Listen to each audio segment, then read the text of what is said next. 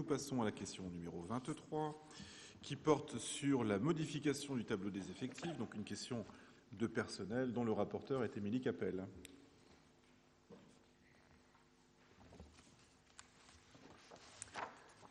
Modification du tableau des effectifs, transformation de postes pour le service des musées et du patrimoine. Le suivi administratif du service des musées et du patrimoine nécessite une grande polyvalence dans les fonctions, qui sont l'organisation du travail des agents, la gestion des réservations, les relations avec les partenaires, le suivi des dossiers en cours, etc. À cela s'ajoute l'engagement de la municipalité en faveur de la culture et les projets d'évolution du service qui vont contribuer à développer de nouvelles missions.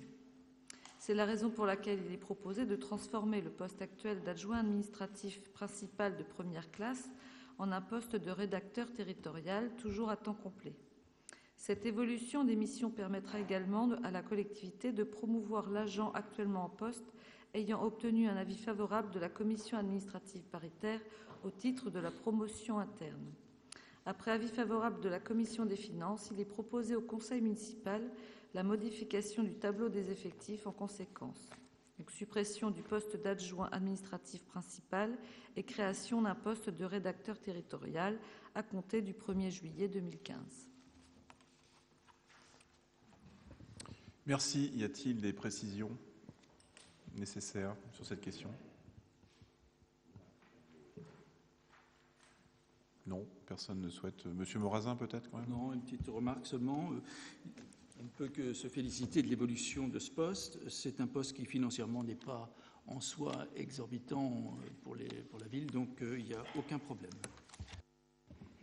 Je tiens aussi à signaler que il s'agit là en l'occurrence d'un agent qui a fait preuve depuis de très très longues années de son engagement dans les services municipaux. C'est quelqu'un qui a commencé à la bibliothèque municipale, puis ensuite qui a travaillé au sein du service des musées du patrimoine en partageant quelques heures de son temps au centre culturel.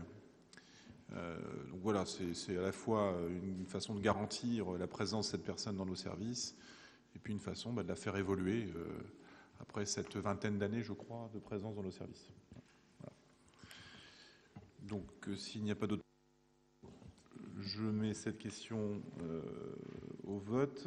Y a-t-il des abstentions ou des votes contre ? Aucun. Par conséquent, à l'unanimité, nous adoptons cette question numéro 23.